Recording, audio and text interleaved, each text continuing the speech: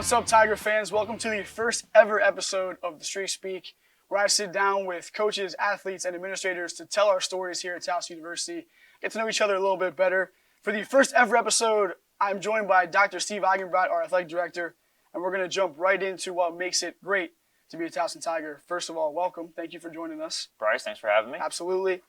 So your process of becoming an athletic director just throughout your life. Obviously, there aren't very many kids that sit there and go, I want to be an athletic director when I grow up. So what were your original professional goals, and how did they kind of morph into this position that you found yourself in now? No, that's a great question. It certainly didn't start. I wasn't one of those kids that sat there and said they wanted to be an AD, as you alluded to. My major in undergrad was finance and international business, which has perfectly linear path right toward being a athletics director. I was lucky enough when I was in school. I tried a bunch of different things, tried some finance type internships and the like. Didn't really catch on with anything that I loved, and just for a little bit of walking around money, ended up with a job in the athletics department at my undergrad, and really enjoyed it. I'd worked for a professional sports franchise when I was in school and didn't really have a great experience. Had written it off entirely, the idea of working in pro or college sports, and just really loved being around the kids and the student athletes. My parents were both in higher ed, and I always thought that as they got older, being around college kids was a really great opportunity for them to kind of stay young. I mean, they're still my parents. They embarrass me at times, Right. Don't get me wrong. Yeah. But it kept them young, and it kept them, I feel like every day going to work, they enjoyed it. So that was always kind of in the back of my head.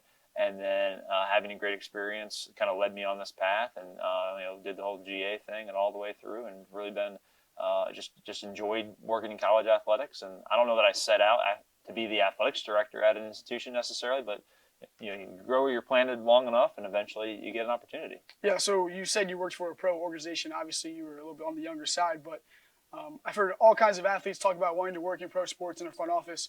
What was the biggest difference for you between college athletics and professional administration? Yeah, so for me, I worked for the Wizards when I was in school, and it was right after Michael Jordan had just left the front office. The organization was kind of a little bit in flux, and it just didn't really feel like it was for me. I think what I did connect with was the fact that when I got an opportunity a couple years later to be in an athletics department, feeling like you were helping kids, feeling like I know there's a lot of conversations around, high major football and men's basketball and paying players and all that, but for the most part, the average student athletes here, really appreciate the scholarship. They appreciate the opportunity, and I think college athletics is a transformational opportunity for a young person. I mean, going to college in general is a transformational opportunity, whether you're a student athlete or not. Right. And I think being exposed to that, seeing how much the kids valued the opportunity, obviously that whole situation, when you go to the pro level, is quite different. And I think that's what kind of reconnected me and made me think, hey, maybe I can do this for a living. Yeah, and obviously you spent some time at some big institutions between UNLV, South Carolina. So being in South Carolina, this job opens up. You get the opportunity, I guess, across your desk. What's the thought process, the decision-making between you and your family for applying, interviewing, and then eventually, obviously, accepting? Yeah, so when this job came open, before I actually talked to my wife, I reached out to one of my friends that works in executive search.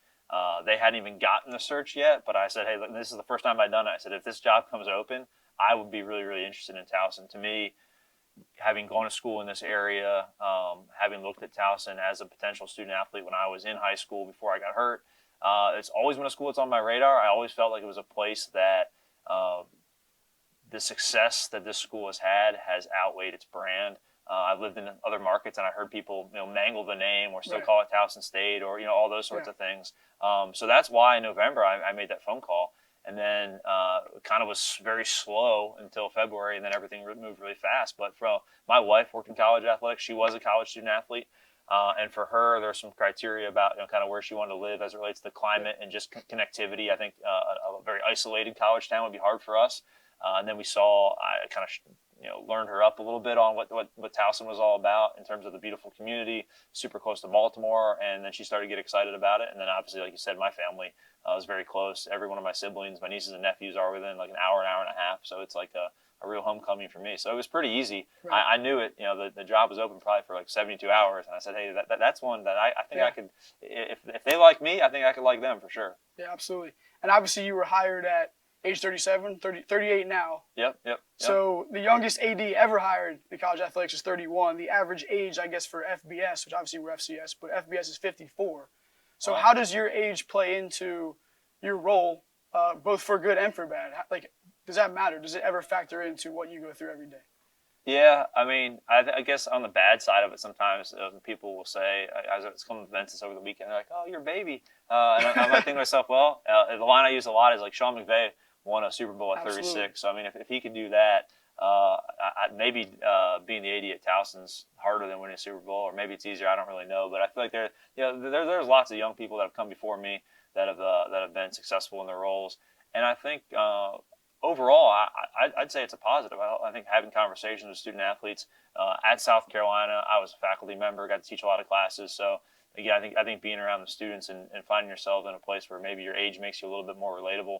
But ultimately, I think the only reason I'm in this position is because of the people that took the time to mentor me, and I think I'm ready for this position. I'd like to say I know I'm ready for this position because those people poured their time, energy, and effort into me. And I think that's ultimately the delta that matters, is that the people that I worked around were willing to give me the looks and to grow on my feet and to develop into a leader. And hopefully the people of Towson agree with that sentiment. Yeah, absolutely. And then you get here almost right away, have to make 3 head coach hires. So what are you looking for in these interviews when we get head coaches compared to our culture, where we're trying to go, our tradition? How do you balance what they have to offer before ultimately making that decision? Yeah, so that was definitely challenging. I think in all 3 situations, tip of the cap to the coaches that left us, because when you looked at the candidate pools, they were really, really strong because of the situations that those programs were left in. Right. And I think that certainly helped me a ton as a new person. Also, I think trusting the human capital that's on Towson's campus when you're a new leader, and fit is so important to trying to find the right head coach, right? Mm-hmm. I think a lot of times a head coach gets hired and it doesn't work, and on paper it was the right decision, but that fit thing is just so hard to assess. So leaning into people on our campus, having some campus partners that were part of, I think there were 2 people from campus that helped, not in the athletics department sense, but 2 people that worked on campus that were part of Coach Harper's search. Okay. And I think that was pivotal, because I'd like to think that 5 months later, I know a little bit more about what fit looks like. But in that first month, that was definitely a real challenge. So, and then also leaning in and trusting the people in the athletic department that kind of inherited me. But this place has a track record for good tenures, right? There's a lot of people that have been here for a good while. So leaning on those people and relying on them and trying to make sure that we don't just you don't just close the door with a search firm and start a search process and then you emerge 48 hours later and say, hey, we got our head coach. It's got to be an inclusive process, and we really focused on that. Yeah, so in terms of there being long tenures, that is typically tradition. When we look back in 10 years or so at Towson Athletics, for however long your tenure is, what should we expect to see for you to look back and be comfortable saying, my tenure was a success? Yeah, I think the next 10 years of TU will be successful. Let's put it this way. I think the previous 10 years, our facilities have come a long way, right? And when I came here from South Carolina, I was super impressed.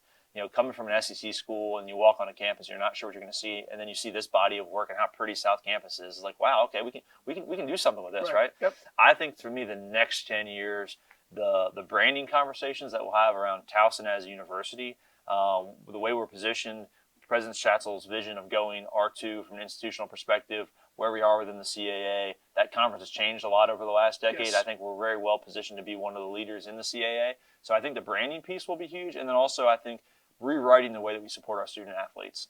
Again, our competition facilities are really, really strong. I think our support infrastructure for some of our student athletes, our weight room, our training room, the mental health piece, I think those are the things that moving forward, forget about 10 years, I'd say, 6 months, 3 years down the road, we have to make sure that we've changed that a little bit. Yep. And I think it starts now, but I think that will continue to be. And there's so much going on right now, Bryce, in college athletics too. Yep. The evolution. My answer to your question today may need to be a lot different in 18 months or 2 years. So I think that's also an important thing to keep our eye on too. That's a big reason that we're having these conversations, is because there has been so much change. I mean, when you look at NIL, transfer portal, just who we are as athletic people, mental health. That's been a huge reason that I wanted to come down and sit and talk to people and kind of figure out where we're going. And obviously a big part of dealing with mental health and life in general is balancing work and life. And you have obviously a beautiful family, the biggest fan of Towson U under 2 you claim to have. So go into a little bit about that. Tell us about your daughter and how you kind of manage the family AD side of everything that you do. Yeah, well, as young as she is, we're still trying to work it out. Sutton just turned 17 months. But I'm very blessed in the sense that, my wife used to work in college athletics. She was a student athlete, so I think lots of times when I'm gone and away, she kind of understands and gets it, which I'm definitely very helpful, or very much appreciative of. I would say this to any aspiring sport administrators listening or otherwise, this isn't a job. It's kind of a lifestyle. Sure. And I think at the end of the day, my wife and I both understand that. One of the fun parts about the lifestyle is that, bringing up your daughter around this and having her be able to, run on the field in a safe and respectable manner, obviously, but be around that. She's young enough. We have no idea whether she'll be a sports fan or not, but I'd like to think that the climate of what she's around may influence that. Yeah. So yeah, I think it's a lot of fun. And then at the end of the day, the student athletes, they'll be part of her life too, right? And I think that's a really cool, special thing. Yeah, absolutely. And obviously you were an athlete, your wife was an athlete, so where do you think in a perfect world Sutton projects? Is she throwing left-handed, kicking right-footed? What's she doing right now, and what's it look like? So I didn't play collegiate baseball, but I am a big baseball fan and played it through high school. And her mother and I have watched a lot of left-handed behavior. Okay. So I do think the idea that she may be a crafty lefty is out there. But her mom was a figure skater, so I also think we're really excited to see what the gymnastics program. Yeah. I haven't been around collegiate gymnastics. They're amazing here. And my wife's super jacked about it, and I think she's going to kind of be pushing Sutton in that direction a little bit. So I'm going to keep the left hand going, and we'll see what the gymnastics thing, and maybe she'll be a lefty gymnast. There you go. Is that a thing? I don't know. I don't know. I'm sure some gymnasts are left-handed. Have a left-handed. couple gymnasts on and talk about it and figure it out. Segment. So our last question that I want to end every episode that we do this with, and obviously your answer is going to be more complex than most, but what have you done today to make Towson Athletics a better place than it was yesterday? Ooh, okay. So there's a couple things that we're high on right now. We're pushing out. I've been told this hasn't happened yet, but we're pushing for the homecoming game to have all of our former student athletes invited back. We're giving 2 complimented tickets, and we're also doing a little pregame hospitality for them. I'm bullish on the idea that we need to do a better job of extending the olive branch to our letter winners. Once a tiger, always a tiger, right? We say that around here, but I think our body of work in that sense needs to develop a little bit more. So we had a little strategy session around that event, and then what else we can do in the future. So I think that's definitely an important part of making TU better. Perfect. Well, obviously appreciate your time.